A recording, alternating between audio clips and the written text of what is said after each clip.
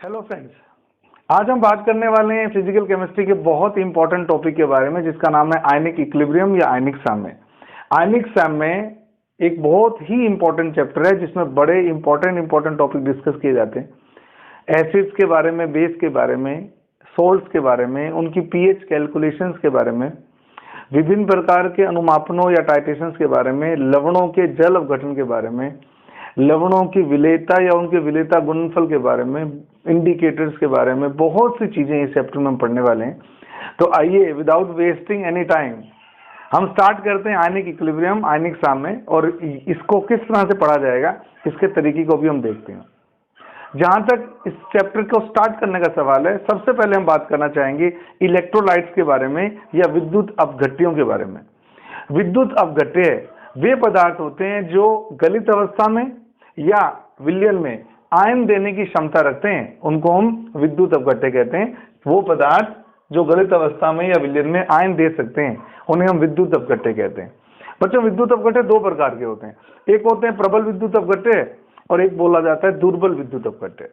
तो क्या क्या इन दोनों में अंतर है और क्या क्या इनके एग्जाम्पल्स हैं, आइए वन बाय वन हम देखते हैं। सबसे पहले हम बात करते हैं प्रबल विद्युत अपघट्यों की। प्रबल विद्युत अपघट्य हमेशा पूर्ण रूप से आयनित होते हैं, यानी कि 100% इनका आयनीकरण होगा। जैसे मान लीजिए आपने पानी में NaCl डाल दिया, NaCl डालने के बाद there is no unit named as NaCl इन वाटर। NaCl पूरा का पूरा टूटकर Na+ और Cl- में कन्वर्ट हो जाएगा, बिल्कुल भी ये वाला अंश नहीं बचेगा। यानी कि ये जो अभिक्रिया होगी वो कैसी होगी, अनुत्क्रमणीय अभिक्रिया होगी कि AB पूरा खत्म हो जाएगा और केवल A+ और B- बनेंगे। लेकिन दुर्बल विद्युत अपघट्य में ऐसा नहीं होता। दुर्बल विद्युत अपघट्य पूर्ण रूप से आयनित नहीं होते, यानी कि सदैव जब इनका आयनीकरण होगा तो कुछ मात्रा तो इनकी आयनों के रूप में रहेगी और अधिकांश मात्रा इनकी अनआयनित अवस्था में रहेगी। यानी कि इनका आयनीकरण सदैव एक रिवर्सिबल रिएक्शन या उत्क्रमणीय अभिक्रिया को प्रदर्शित करेगा जिसमें आयनित अंश व अनायनित अंश के बीच में एक साम्य जरूर स्थापित होगा और इसी साम्य को हम आयनिक साम्य कहते हैं। आपसे कोई परिभाषा पूछ ले आयनिक साम्य किसे कहते हैं तो हम क्या कहेंगे, किसी दुर्बल विद्युत अपघट्य में आयनित और अनायनित अंश के मध्य के साम्य को आयनिक साम्य कहा जाता है। यानी कि इसमें भी केमिकल स्पीशीज एक तरह से लेफ्ट में और राइट में एक जैसी है, बस अंतर क्या है, यहां पर ये आयनित अवस्था में और लेफ्ट साइड में क्या है, ये अनआयनित अवस्था में। इस बात का आप ध्यान रखिएगा। सेकंड बात करें पॉइंट की, इनके वियोजन की मात्रा 100% होती है। जैसे कि मैंने अभी आपको कहा कि ये पूर्ण रूप से आयनित हो जाते हैं, यानी कि जितने लेके बैठोगे स्टार्टिंग में पूरे के पूरे आयनों में कन्वर्ट हो जाएंगे। लेकिन दुर्बल विद्युत अपघट्यों में ये आयनन की मात्रा जो होती है वो 100% से कम होती है और प्रैक्टिकली मैं बताऊं आपको 10% से भी कम होती है। किसी की 3%, किसी की 4%, किसी की 8%, ज्यादा आयनन की मात्रा दुर्बल विद्युत अपघट्यों में नहीं होती। तीसरी इंपॉर्टेंट बात, कभी भी साम्यावस्था प्राप्त नहीं होती। जैसे NaCl को अगर आप पानी में डाल दोगे तो वापस मुड़ के NaCl नहीं बनाएगा, पूरा का पूरा क्या हो जाएगा, लगभग आयनित हो जाएगा। जबकि यहाँ पर हमेशा अनायनित अंश व आयनित अंश साम्यावस्था में रहते हैं। तो साम्य के जो नियम है, जो लीच-एटलियर प्रिंसिपल वगैरह हैं, वो सारे दुर्बल विद्युत अपघट्यों में काम करते हैं, प्रबल विद्युत अपघट्यों में काम नहीं करते। चौथी बात कर रहा हूं इनके एग्जाम्पल्स की, ये बहुत इंपॉर्टेंट पार्ट है। प्रबल विद्युत अपघट्यों में सारे प्रबल अम्ल जैसे HCl, HBr, HI, HiO4, HClO4, HNO3, ये सब के सब आते हैं। इसके अलावा सभी प्रबल क्षार NaOH, KOH, caesium hydroxide, magnesium hydroxide, strontium hydroxide, barium hydroxide, ये सब आएंगे। और अगर आपके पास कोई लवण है, वो चाहे इन प्रबल और अम्ल और क्षार से नहीं भी बना हुआ, अगर लवण है, सोल्ट है, वो भी सब के सब स्ट्रॉन्ग इलेक्ट्रोलाइट या प्रबल विद्युत अपघट्यों में आते हैं। जैसे कि NaCl एक सॉल्ट है। सोल्ट बनता कैसे है, सोल्ट बनता है एसिड और बेस को मिलाने से। और जब भी आपको कोई सोल्ट आपको लगे कि मैं एनालाइज करूं कि ये लवण किससे मिलकर बना होगा, तो उसके पॉजिटिव पार्ट के साथ तो OH जोड़ के देख लो और उसके नेगेटिव पार्ट के साथ में H जोड़ के देख लो, आपको पता लग जाएगा इस लवण के कोरेस्पॉन्डिंग या जो पेरेंट एसिड और बेस कौन से हैं। जैसे मान लीजिए NaCl है, मैंने बोला Na+ वाले के साथ OH जोड़ लीजिए NaOH, और माइनस वाले के साथ H+ जोड़ लीजिए HCl। यानी कि मैं कंफर्म कह सकता हूं कि NaOH और HCl को मिलाने से एक न्यूट्रलाइजेशन रिएक्शन होगी और एक लवण का निर्माण होगा जिसको हम बोलते हैं NaCl। ऐसे ही KNO3, K प्लस के साथ OH जोड़िए KOH, और NO3 माइनस के साथ H प्लस जोड़िए HNO3। तो मैं कह सकता हूं KNO3 किससे मिलकर बना हुआ है? KOH क्षार से और HNO3 अम्ल से मिलकर बना हुआ है। तो याद रखिएगा, प्रबल विद्युत अपघट्यों में सारे प्रबल अम्ल, सारे प्रबल क्षार और सभी प्रकार के लवण आते हैं। अब कई बार बच्चों को डाउट हो जाता है कि सर लवण आपने तो केवल प्रबल वाले लिए हैं, कोई जरूरी नहीं है, लवण आपके दोनों प्रकार के आ सकते हैं। जैसे मान लीजिए मैंने कोई लवण लिया NH4Cl, ये भी तो एक लवण है। मैंने एक लवण लिया सोडियम एसीटेट। अब आप देखिए प्लस के साथ OH जोड़ के देखिए क्या बनेगा? NH4OH।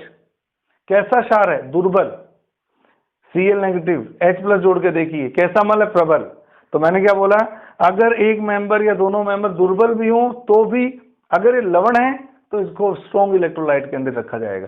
सभी प्रकार के लवण प्रबल विद्युत अपघट्य के अंदर आते हैं। और जहां तक दुर्बल विद्युत अपघट्यों का सवाल है, इसमें सभी दुर्बल अम्ल, जितने भी कार्बनिक अम्ल है, फॉर्मिक अम्ल है, एसिटिक अम्ल है, प्रोपियोनिक अम्ल है, ऑक्जेलिक अम्ल है, ये सब के सब कैसे होते हैं? दुर्बल अम्ल होते हैं। इसके अलावा HCN, H2CO3, H2S, there are so many weak acids.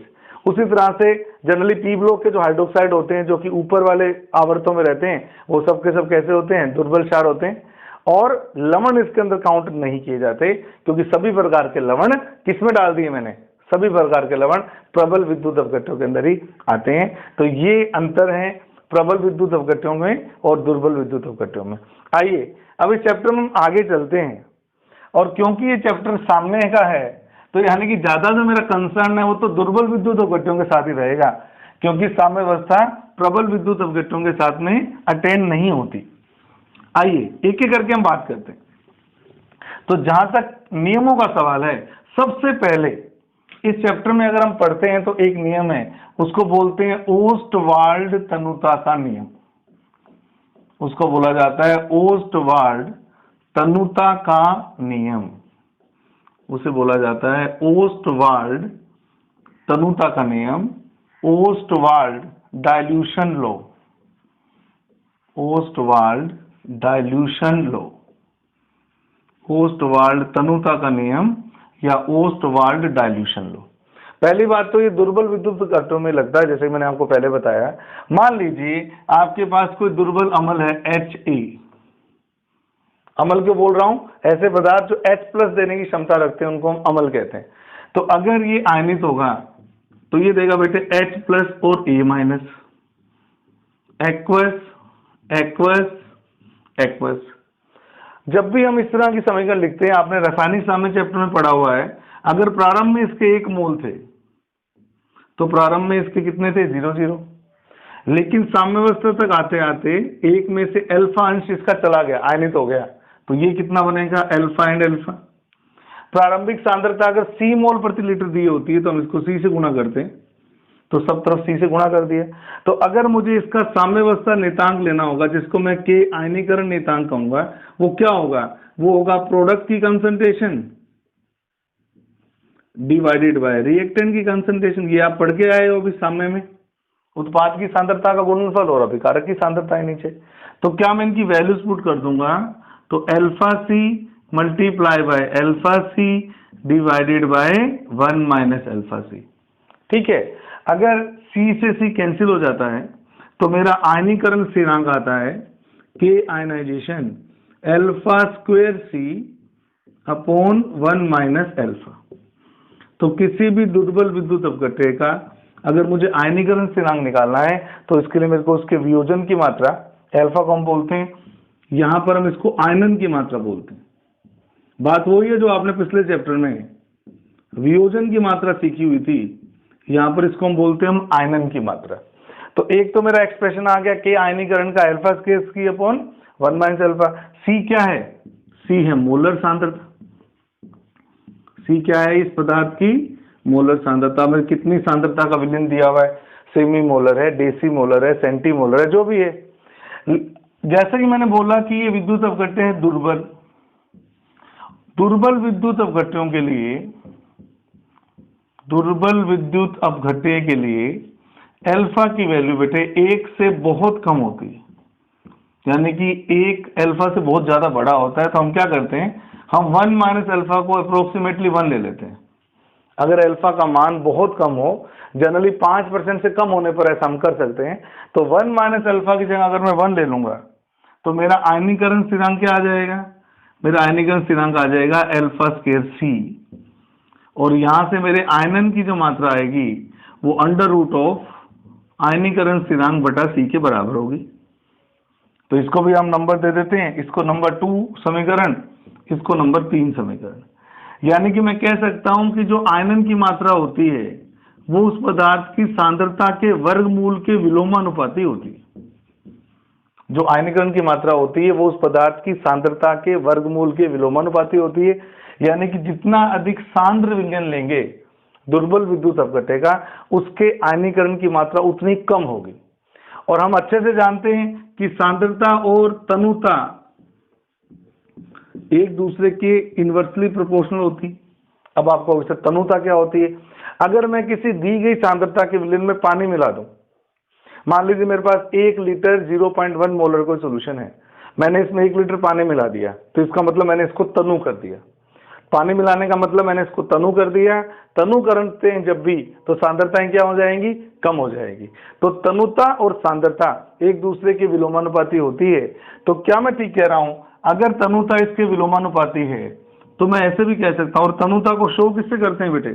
तनुता को V से ही शो करते हैं। मान लीजिए मैंने 1 लीटर के विलयन में 1 लीटर पानी मिला दिया, तो कुल आयतन कितना हो गया? 2। तो तनुता होगी 2 लीटर की, तो उसको हम आयतन से ही संबंधित करते हैं। क्या मैं C की बजाय डायरेक्टली प्रोपोर्शनलिटी करके V नहीं लिख सकता?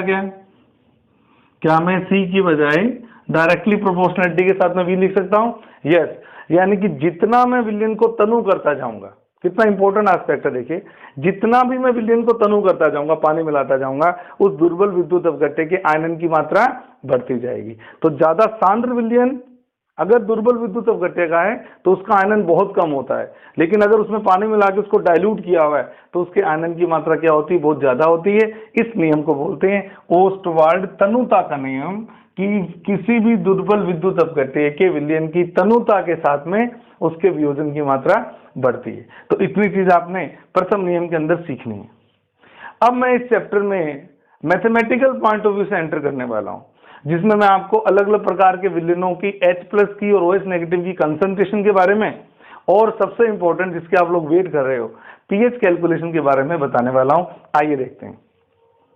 जहां तक pH कैलकुलेशन का सवाल है, तो pH कैलकुलेशन से पहले हम पढ़ेंगे जल का आयनिक गुणनफल। तो ये बहुत इंपॉर्टेंट टॉपिक है, चैप्टर का बेस है ये। जल का आयनिक गुणनफल, जल का आयनिक गुणनफल, इसको इंग्लिश में बोला जाता है ionic product of water. Ionic product of water, ionic product of water, और इसको इंडिकेट किया जाता है बेटे KW से। आप लोग ध्यान रखिएगा। जल कैसा विद्युत अपघट्य होता है? दुर्बल या प्रबल? अत्यंत दुर्बल, बहुत ही वीक इलेक्ट्रोलाइट में काउंट होता है जल, क्योंकि इसके आयनन की मात्रा बहुत ही कम होती है बेटे, H+OH-। तो जल एक एक्सट्रीम वीक इलेक्ट्रोलाइट की तरह हम डील करते हैं। अगर मैं कहता हूं इसका आयनीकरण स्थिरांक, आप लोग जानते हो मैं क्या करूंगा, मैं H+ आयनों की सांद्रता OH- नेगेटिव आयनों की सांद्रता को जल की सांद्रता से डिवाइड करूंगा। सीधी सी बात है, जो मैंने अभी आपको सिखाया। लेकिन यहाँ एक छोटा सा पॉइंट आपको अच्छे से याद रखना है। क्या है?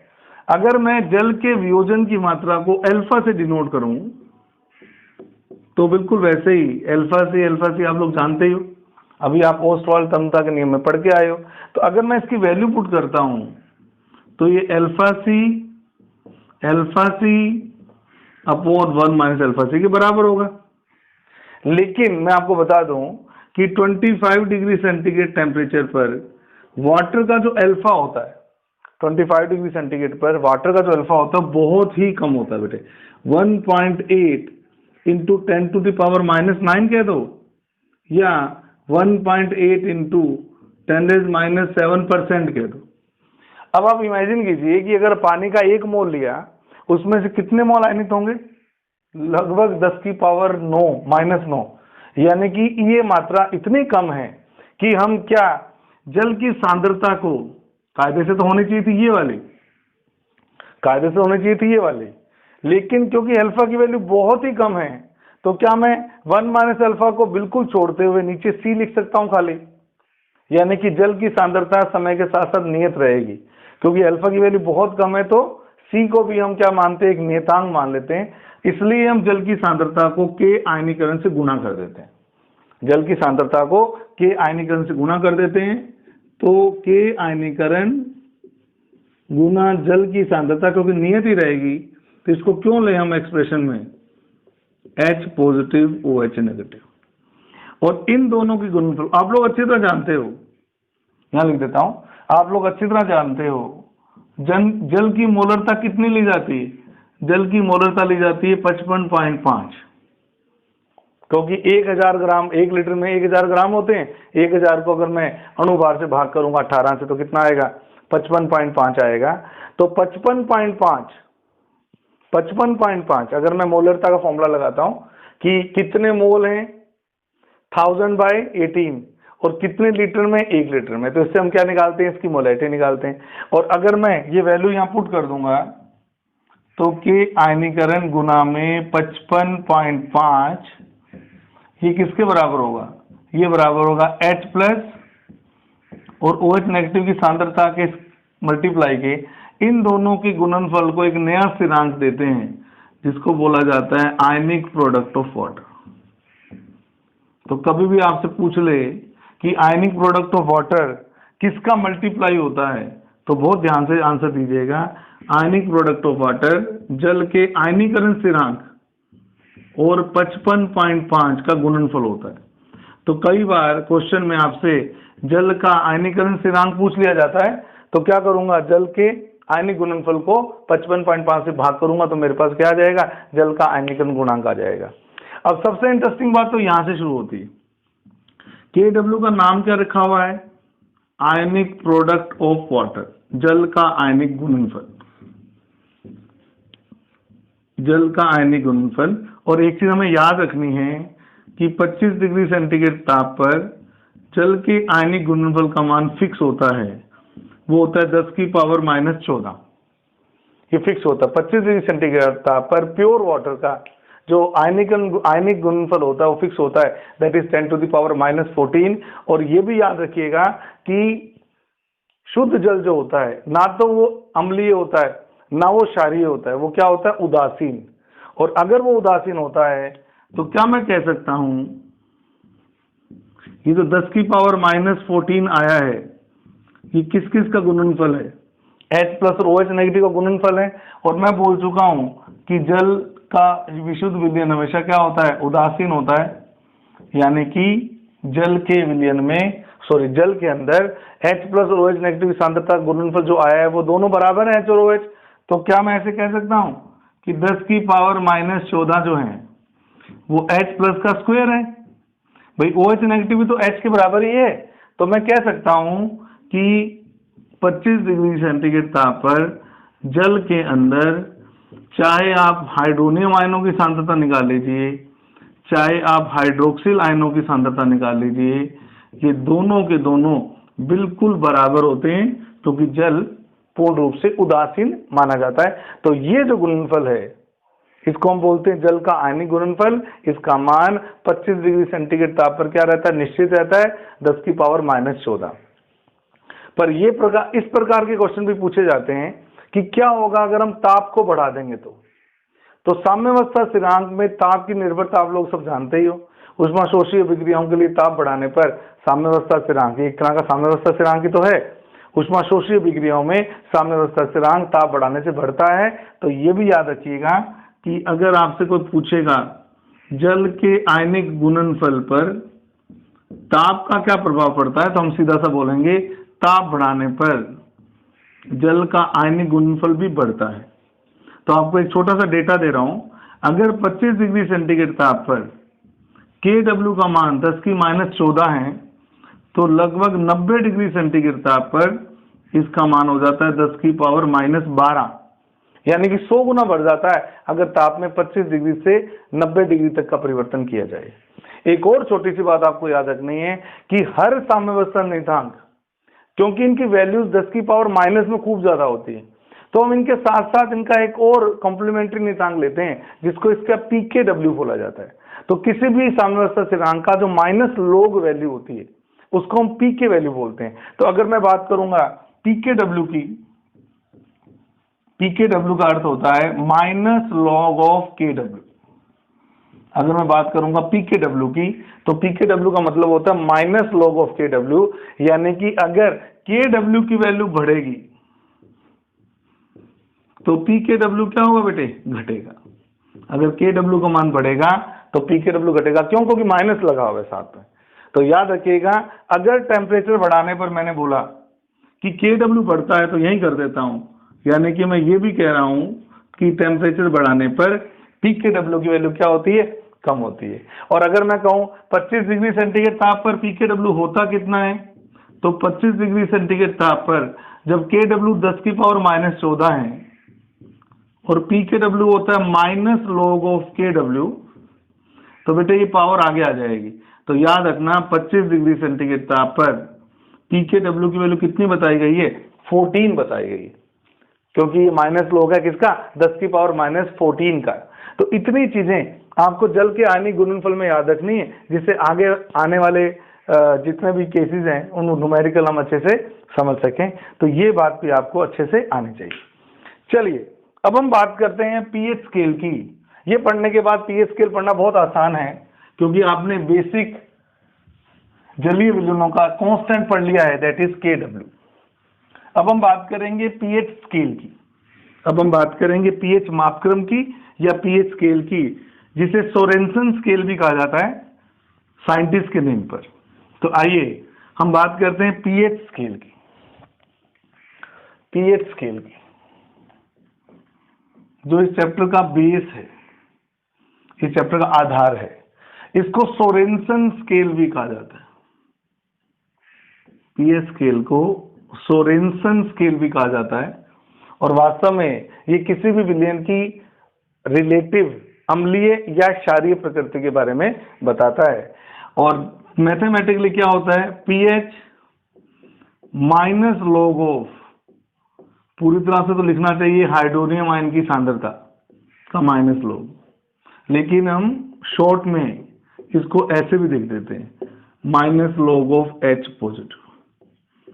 तो जब भी आपको किसी विलयन की पीएच निकालनी होगी तो आपको उस विलयन में उपस्थित H+ या H3O पॉजिटिव आयनों की सांद्रता का माइनस लॉग लेना पड़ेगा। उससे हमारे पास क्या आएगी, उस विलयन की पीएच आएगी। अब ये जो H3O पॉजिटिव और H+ वाली बात मैंने बताई, ये छोटी सी बात सुन लीजिए। वाटर के अंदर H+ आयंस का एग्जिस्ट करना मुश्किल होता है, क्योंकि इनके ऊपर बहुत ज्यादा चार्ज डेंसिटी होती है, और वाटर खुद कैसा सोलवेंट होता है बेटे, पोलर सोलवेंट होता है। तो क्या ये पॉसिबल है कि वाटर जैसे पोलर सोलवेंट में, जिसमें ऑक्सीजन पार्शियली नेगेटिवली चार्ज और हाइड्रोजन पार्शियली पॉजिटिवली चार्ज हो, क्या H+ अगर वाटर में रहेगा उसकी इंटरेक्शन यहाँ होनी लाजमी नहीं है क्या? क्या ये जरूरी नहीं है कि वो H+ आयन इस वाटर के O के साथ इंटरेक्शन करे? 100% करेगा। तो इसके कारण एक वीक टाइप का फोर्स इनके बीच में डेवलप हो जाता है, इसलिए इस टाइप की स्पीशीज को हम क्या बोलते हैं, हाइड्रोनियम आयन। तो अगर मैं बिल्कुल जेन्युइनली बात करूं तो वाटर में H+ को नहीं लिखा जाता। वाटर में जो आयन एग्जिस्ट करते हैं वो क्या करते हैं, H3O पॉजिटिव। इवन देन ये इतना ज्यादा चार्ज डेंसिटी वाला आयन है, इसके ऊपर पूरा +1 तो चार्ज है, साइज इसका छोटा है, तो इसके सरफेस के ऊपर चार्ज की जो डेंसिटी होती है वो बहुत ज्यादा होती है। इस कारण ये जरूरी नहीं है कि एक वाटर मॉलिक्यूल को अट्रैक्ट करे, इसके अराउंड एक से ज्यादा वाटर मॉलिक्यूल भी आ सकते हैं। जैसे मान लीजिए मैंने 2 वाटर मॉलिक्यूल बना दिए, एक नीचे और एक ऊपर। मान लीजिए मैंने 2 वाटर मॉलिक्यूल बना दिए, एक नीचे और एक ऊपर, एक नीचे और एक ऊपर। तो इसकी जो इंटरेक्शन है वो दोनों से होगी। अब जो यूनिट आपके पास बनेगी वो बनेगी H5O3+। यानी कि इन सब के अंदर अगर मैं वाटर ऐड करता चाहूँ H5O2+, सॉरी H5O2+, तो एक वाटर जुड़ेगा तो H3O पॉजिटिव बोलते हैं, दो वाटर के बीच एंट्रैप होगा तो H5O2+ बोलते हैं। तो इस तरह से खूब सारे आयंस, ये सारे आयंस वाटर में एग्जिस्ट कर सकते हैं। मान लीजिए मैंने 3 वाटर मॉलिक्यूल से इसको घेर लिया, इसकी चार्ज डेंसिटी इतनी होती है कि ये एक से ज्यादा वाटर मॉलिक्यूल से भी इंटरेक्शन कर सकता है, और अगर ये एक से भी ज्यादा वाटर मॉलिक्यूल से इंटरेक्शन करेगा तो हम क्या बोलेंगे, हम बोलेंगे H7O3+। तो इस तरह से H+ आयन वाटर में इन आयंस की फॉर्म में रहता है, पर ज्यादातर जो इसकी टेंडेंसी होती है वो H3O पॉजिटिव की फॉर्म में रहने की होती है, इसलिए हम इसको H3O पॉजिटिव लिखते हैं, या शॉर्ट में H+ एक्वस लिख सकते हैं। बात तो वही है, अगर H+ एक्वस फॉर्म में होगा तो मोस्टली किस तरह से एग्जिस्ट करेगा, H3O पॉजिटिव फॉर्म में एग्जिस्ट करेगा। तो इस बात को याद रखिएगा, जो ज्यादा क्या कहते हैं साइंटिफिक टर्म है वो तो H3O पॉजिटिव है, पर हम बोलचाल, जनरल बोलचाल के अंदर इसकी जगह पर H+ यूज कर लेते हैं। क्यों कर लेते हैं, क्योंकि H+ की जितनी कंसंट्रेशन होगी H3O पॉजिटिव भी तो उतनी होगी, क्योंकि सॉल्यूशन में वाटर तो इनफाइनाइट नंबर में है। जो कंसंट्रेशन काउंट होगी वो किस बेस पे होगी, H+ के बेस पे कि वाटर के बेस पे, H+ के बेस पे। तो यानी कि अगर वाटर में 0.1 molar concentration, 0.1 molar concentration H+ की है, तो बट ऑब्वियस है कि H3O पॉजिटिव की कंसंट्रेशन भी कितनी होगी, 0.1 मोलर होगी। इसलिए चाहे आप ये लिख लो कंसंट्रेशन में, चाहे ये लिख लो, वैल्यू तो 0.1 की 0.1 ही पुट होती है, इसलिए कोई ज्यादा दिक्कत इसमें नहीं होती। तो जहां तक पीएच स्केल का सवाल है, मैंने आपको बोला कि minus log of H positive को हम पीएच स्केल कहते हैं, और इस पीएच स्केल की बात अगर हम करें तो जितना ज्यादा सॉल्यूशन में H+ की कंसंट्रेशन बढ़ती है उतना ही ज्यादा वो एसिडिक होता जाता है। आप लोग सब अच्छे से जानते हो कि acids are those substances which give H+ ions and bases are those substances which give OH negative ion. तो यानी कि एक बात तो पक्की हो गई कि अगर मुझे किसी भी एसिड की एसिडिक स्ट्रेंथ देखनी है तो एक बात तो तय हो गई, जिस सॉल्यूशन में जितनी ज्यादा H+ की कंसंट्रेशन होगी वो सॉल्यूशन उतना ही क्या होगा, एसिडिक होगा। लेकिन हमारा जो पीएच स्केल है वो इसका माइनस लॉग है, तो आप ये भी कह सकते हैं कि अगर H+ की कंसंट्रेशन बढ़ेगी तो पीएच स्केल यानी कि पीएच की वैल्यू घटेगी।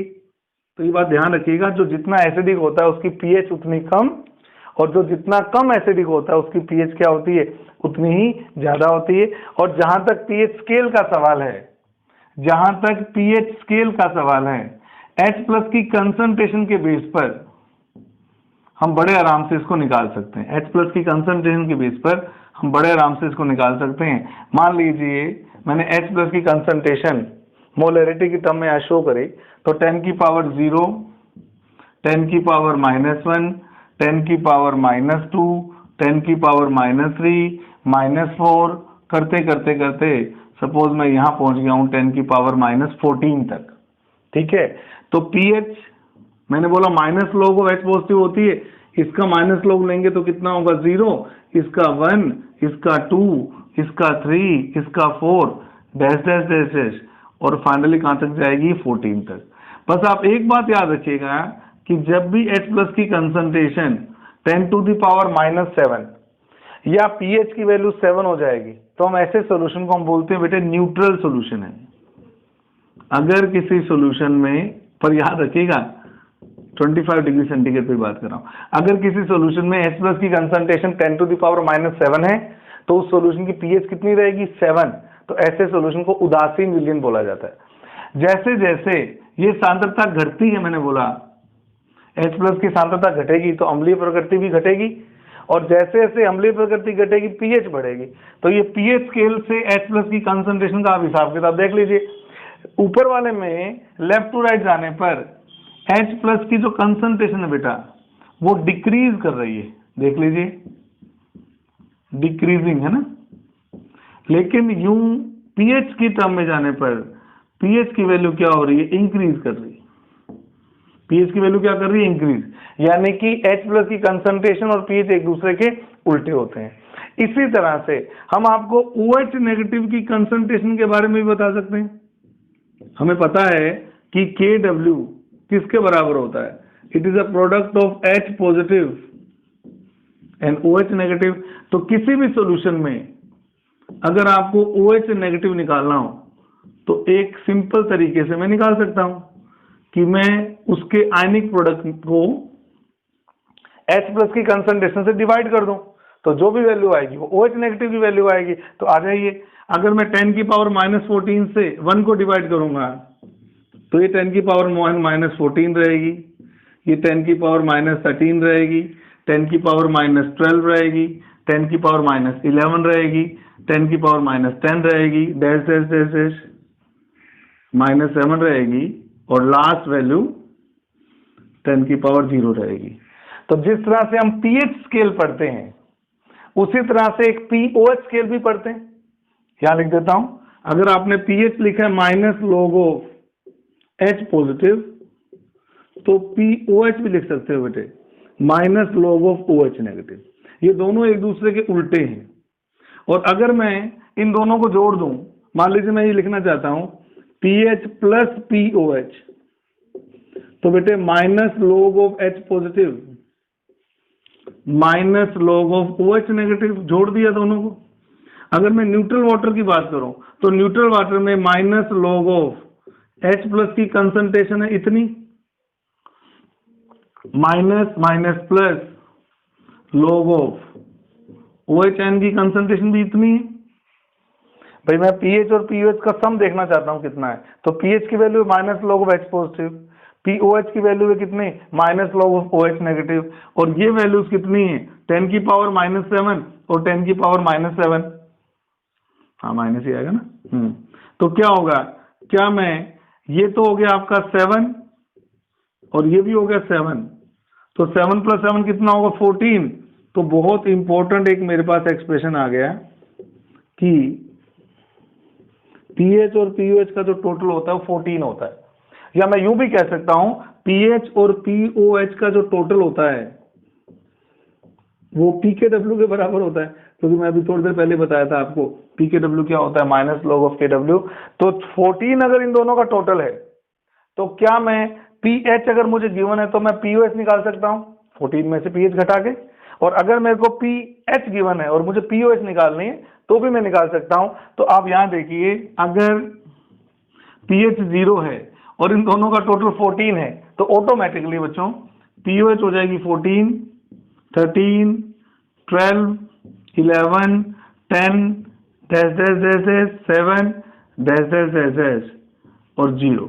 तो इस तरह से आपने देखा कि OH नेगेटिव की कंसंट्रेशन देखना इधर इंक्रीज कर रही है,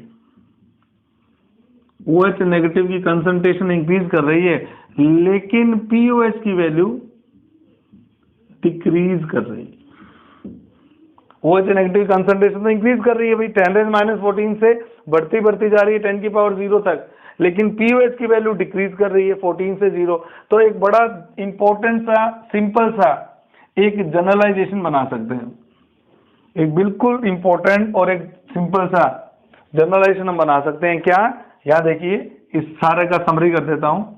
अगर किसी सॉल्यूशन में H प्लस की कंसंट्रेशन ज्यादा है तो वो सॉल्यूशन होगा एसिडिक, मोर एसिडिक, लेकिन H प्लस के बढ़ते ही उस सॉल्यूशन की pH क्या हो जाएगी, घट जाएगी। pH घटने का मतलब उसकी pOH क्या हो जाएगी, बढ़ जाएगी।